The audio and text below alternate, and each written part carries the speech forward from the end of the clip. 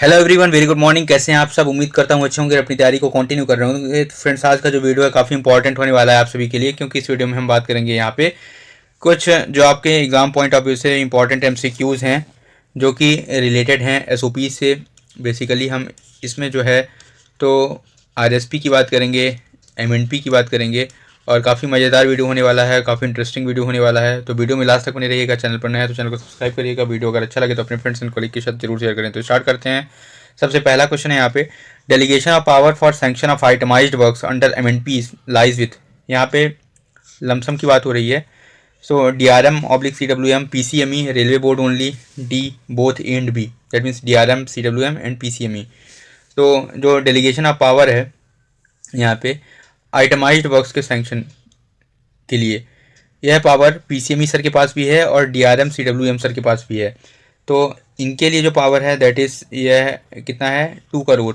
Okay, और इन sir की जो पावर है वह कितनी है, दैट इज़ 50 लाख। कितनी है, 50 लाख रुपीज़ पर केस। तो ये आपको याद रखना है यहाँ पे, वेरी इंपॉर्टेंट। तो इसका आंसर क्या हो जाएगा, that is both D, that is both and B is the right answer. अब थोड़ी सी बात कर लेते हैं यहाँ पे एक और डेलीगेशन ऑफ पावर जो काफ़ी इंपॉर्टेंट है। एमएनपी अंडर प्लान हेड 41 की, ठीक है। तो एमएनपी अंडर प्लान हेड 41 की बात कर लेते हैं। तो इस केस में जो पावर है यहाँ पे वह जीएम सर के पास क्या है, पीसीएमई सर के पास क्या पावर है, DRM oblique CWM that is means SAG rank में क्या पावर है, और सिलेक्शन ग्रेड और जेए ग्रेड के पास क्या पावर है, ठीक है। तो यहाँ पे अगर मैं बात करूँ जीएम सर की पावर, तो that is 10 crore, up to 10 crore, that is up to 10 crore. और यह जो पावर है वह बेसिकली अंडर, एक तो अम्ब्रेला और दूसरी है दैट इज़ लमसम, ठीक है। सो अम्ब्रेला एंड लमसम दोनों में है। इसके बाद पीसीएमई सर की पावर अगर बात करें यहाँ पे, तो that is up to 50 lakh. This is up to 50 lakh rupees है। और यह भी बेसिकली कैसा है, अंडर लमसम। डीआरएम और सीडब्ल्यूएम सर की पावर की बात करें तो अप टू 20 लाख रुपीज़ है, up to 20 lakh rupees per case, subject to annual ceiling limit granted for the division. Okay, under lump sum. और सिलेक्शन ग्रेड और जेए ग्रेड की बात करें अगर, तो अप टू 10 लाख रुपीज़ है, अंडर लमसम। तो ये पॉइंट थे कुछ इंपॉर्टेंट जो कि delegation of power for sanction of MNPs under plan head 41 ये पावर हैं, और ये काफ़ी इंपॉर्टेंट है आपके एग्ज़ाम पॉइंट ऑफ व्यू से, तो इन्हें याद रखना है आपको। ओके, नेक्स्ट क्वेश्चन पे आते हैं। क्वेश्चन नंबर 2 पूछा जा रहा है, MNP proposal on capital account must contain. तो एमएनपी प्रपोजल्स जो कैपिटल अकाउंट पे हैं उनमें क्या क्या रखा गया है, क्या होना चाहिए।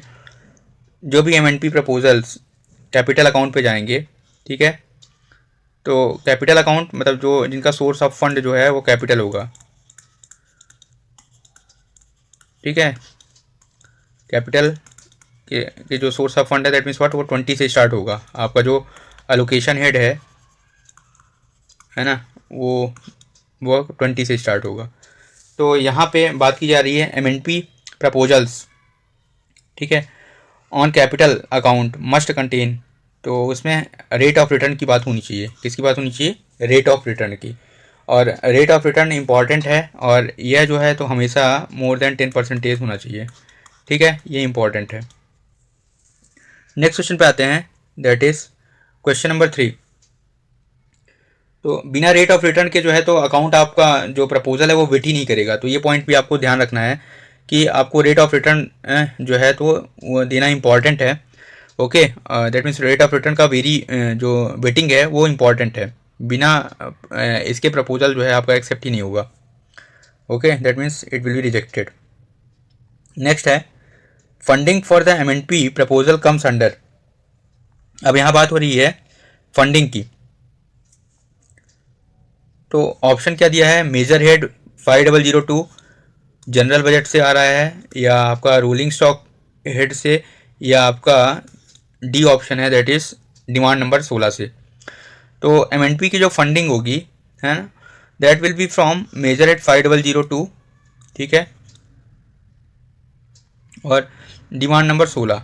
डिमांड नंबर 16 तो आपको पता है यहाँ पे एसेट एक्विजिशन है, और इसमें बेसिकली तीनों प्रोग्राम, वर्क्स प्रोग्राम, आरएसपी और एमएनपी के लिए जो है तो यहाँ पे फंड है अवेलेबल रहते हैं। तो एमएनपी के लिए जो है तो डिमांड नंबर 16 आपको पता है, ठीक है। और मेजर हेड 5002,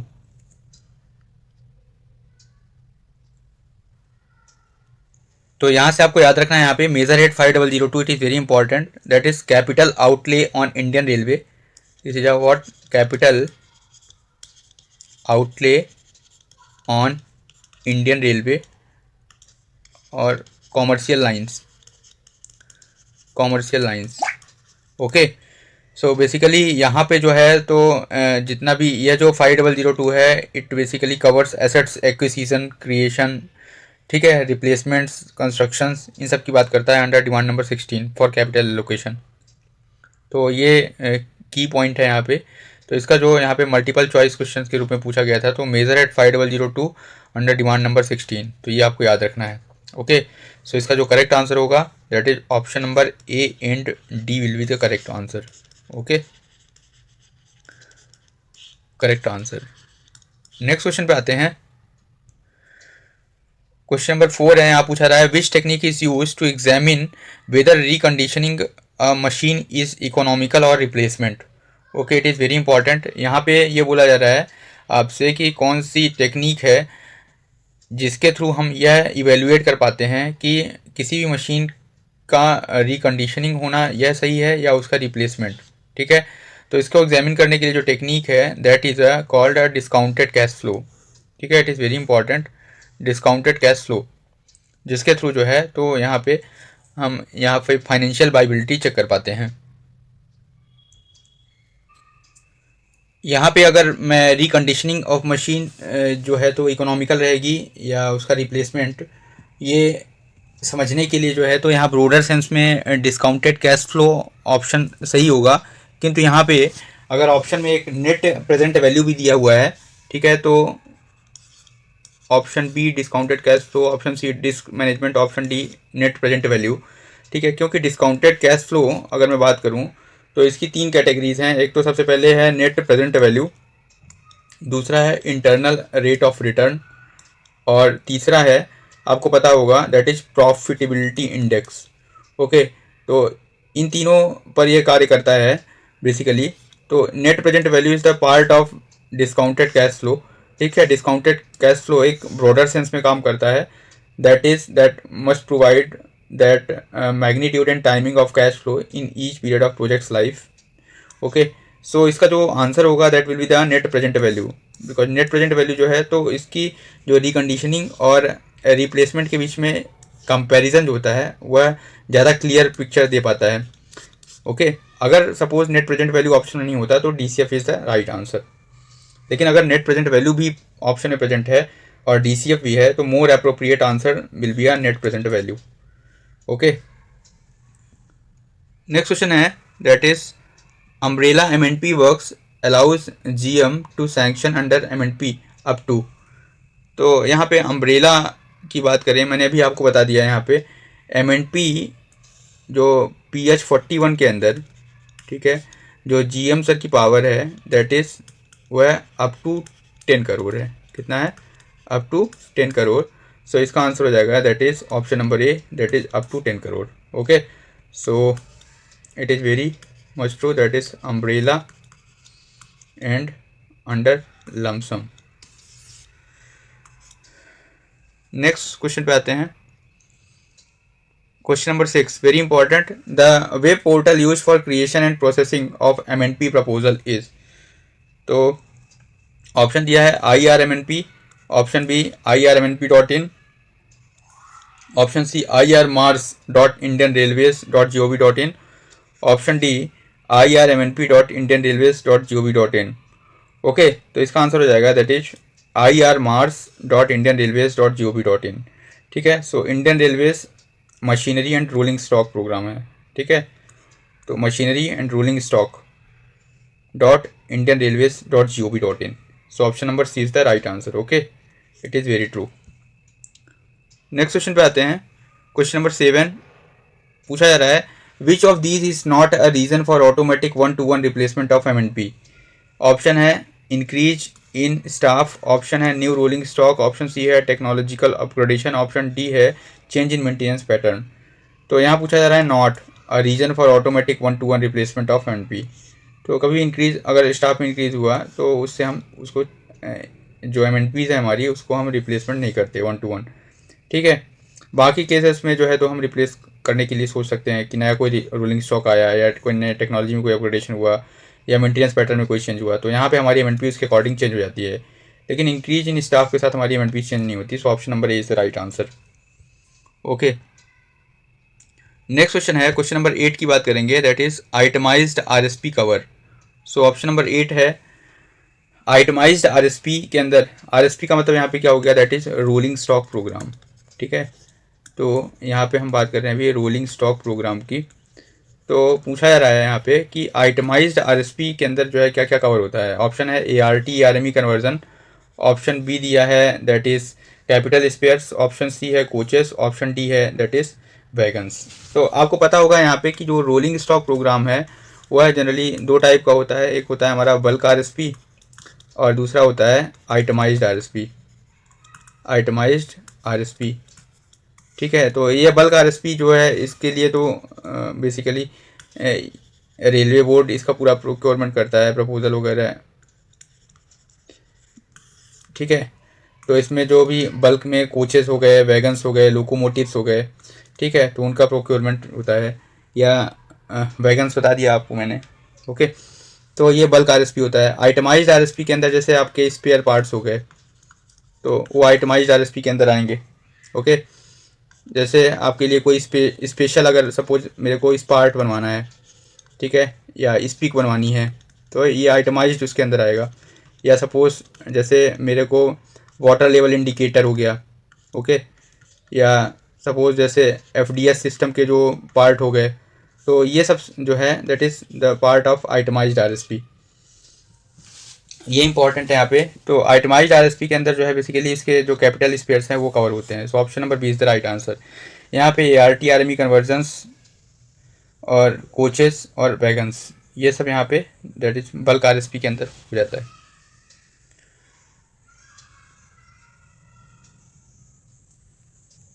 यहाँ एक इम्पॉर्टेंट पॉइंट और ऐड करना चाहूँगा मैं कि बेसिकली आइटमाइज्ड आरएसपी के अंदर जो है आपके जो कन्वर्जन्स हैं वो भी किए जाते हैं। बेसिकली अगर मैं बात करूं कि जैसे मेरे ओल्ड आईसीएफ कोचेज़ हैं और उनको अगर मेरे को कन्वर्ट करना है यहाँ पे, ठीक है,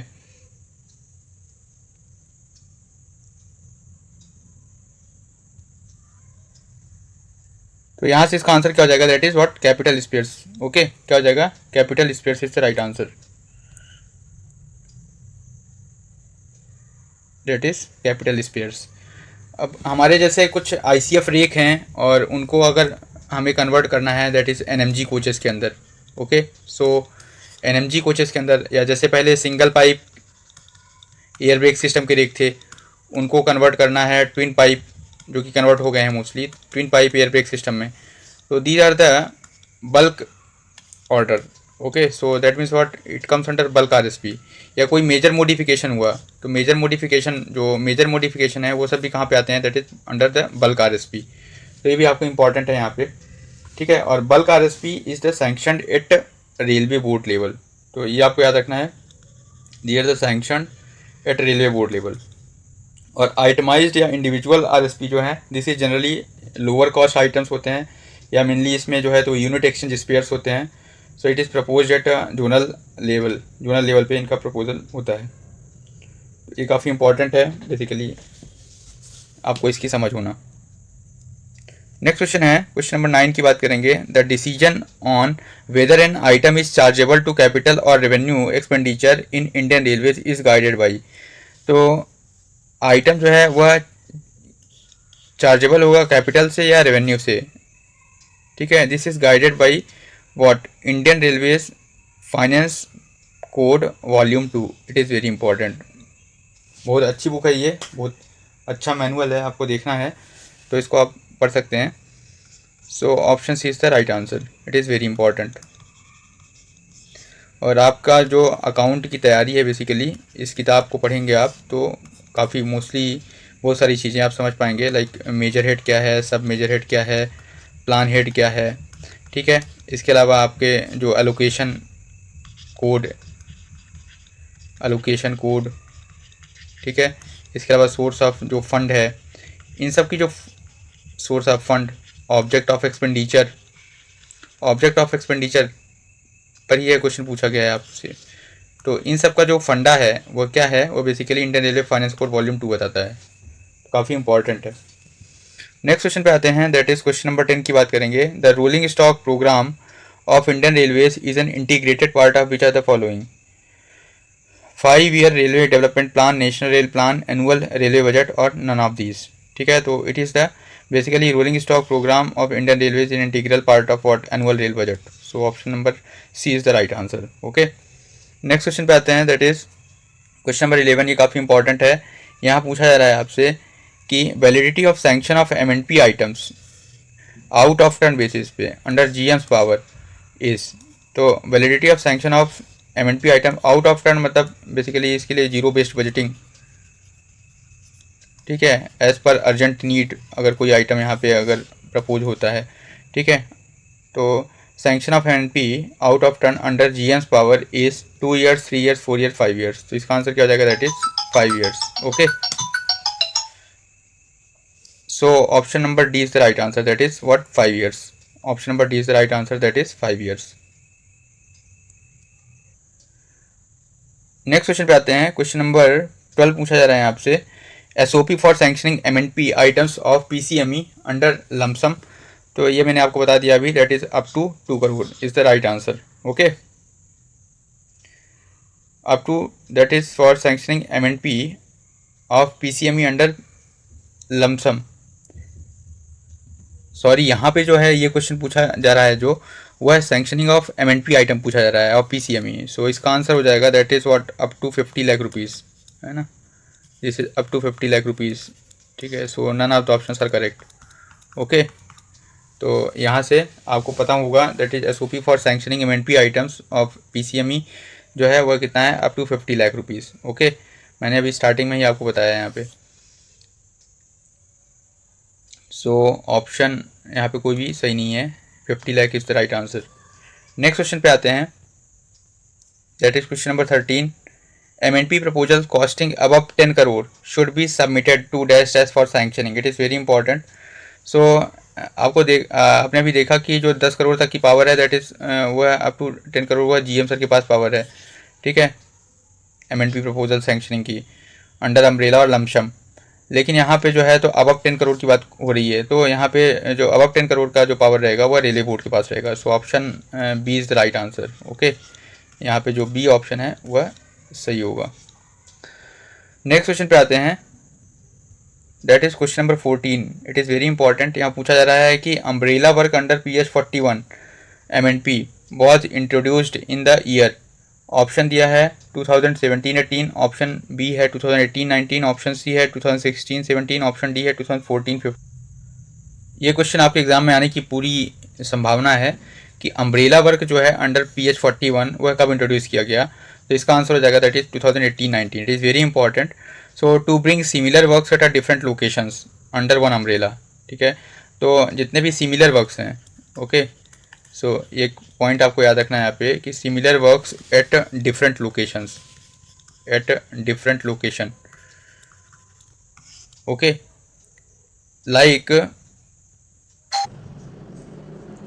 तो similar works under at a different locations under one umbrella, okay, and this is approved as a single work. This is approved as a single work. और ये सिंगल वर्क पे जो अप्रूवल है वो कौन देता है, at a railway board level. It is very important.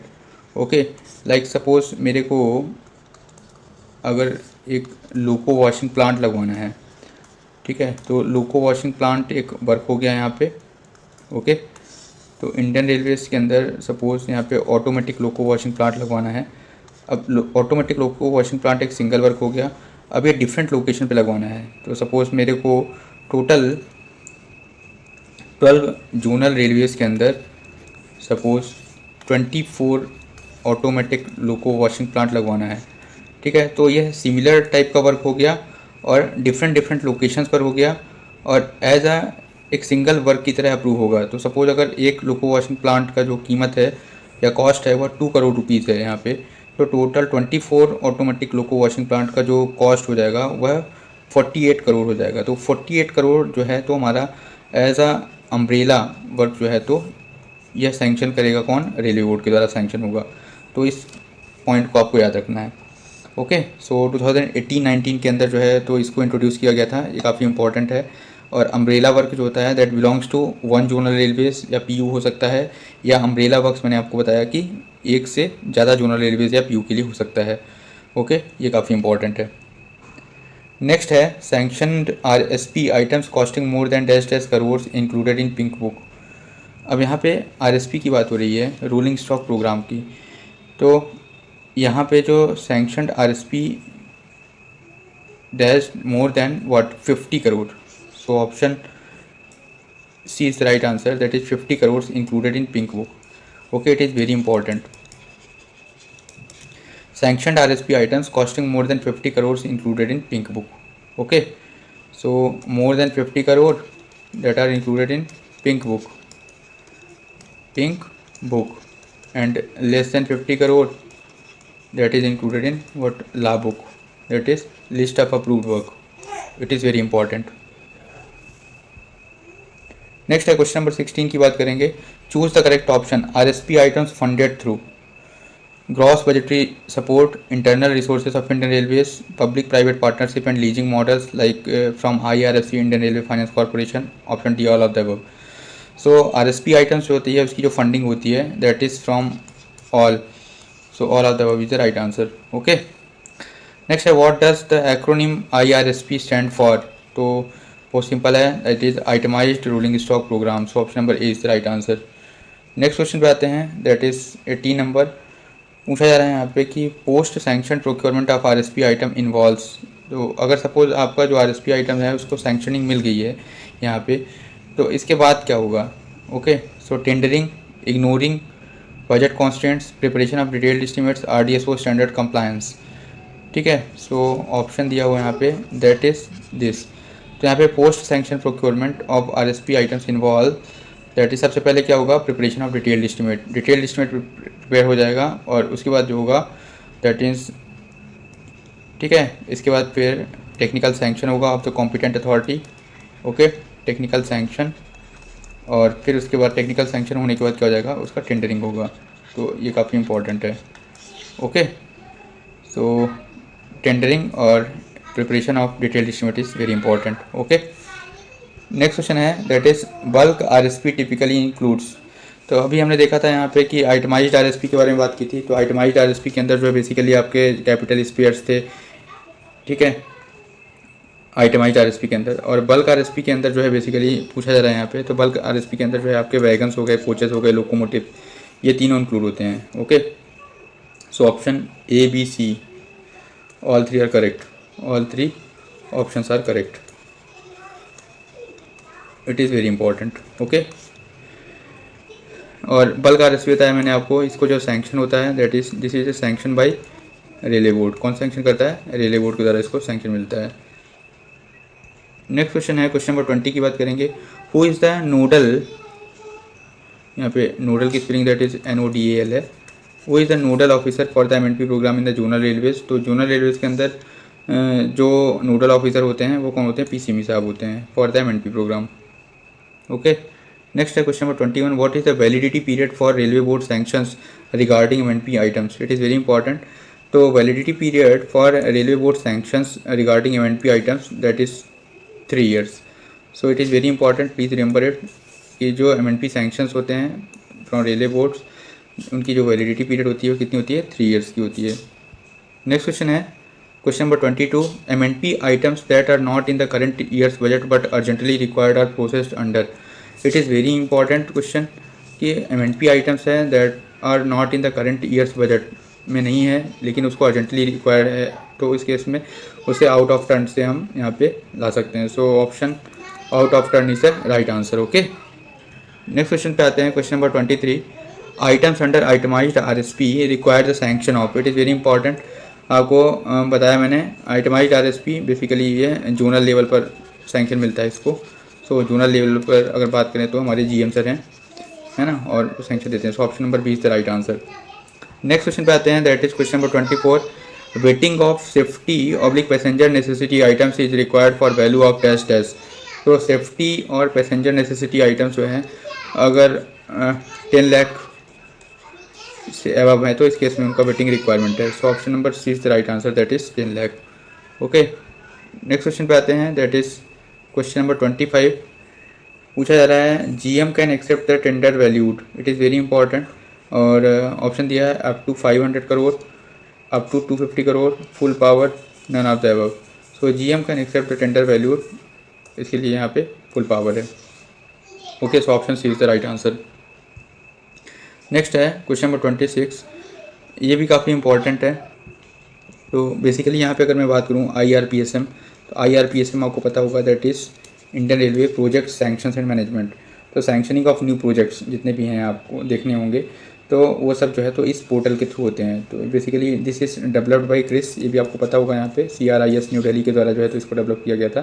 Basically मैंने आपको बताया अभी कि ऑनलाइन क्रिएशन, जितने भी online creation and forwarding, okay, forwarding of new works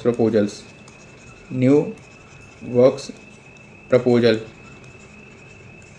from zonal railways and production units to कहाँ जाता है, रेलवे बोर्ड को. ये किसके थ्रू होता है, through this portal, that is IRPSM. It is very important.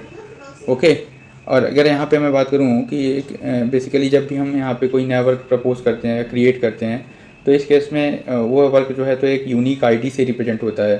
ठीक है, और वह जो यूनिक ID है, ये मैं इसकी बात कर लूँ यहाँ पे, तो वह जो यूनिक ID है दैट इज़ ऑफ 14 डिजिट की होती है. कितने डिजिट की होती है, 14 डिजिट की यूनिक ID होती है. और जिसका जो फर्स्ट 2 डिजिट है that represents what, zonal railways. Next 2 digit है दैट रिप्रेजेंट्स व्हाट, जो भी एग्जिस्टिंग डिवीज़न है. ओके, और इसके बाद मैंने आपको बताया कि first 2 digit represents what, zonal railways. Next 2 digit है दैट रिप्रेजेंट्स व्हाट, जो भी एग्जिस्टिंग डिवीज़न होगा. नेक्स्ट फिर 2 डिजिट होगा that tell about what, plan head. और इसके बाद जो नेक्स्ट 2 डिजिट होगा that will tell about year of sanction. तो क्या बताएगा आपको, ईयर ऑफ सैंक्शन. लाइक जैसे 16 हो गया तो मतलब 2016-17 में सैंक्शन हुआ.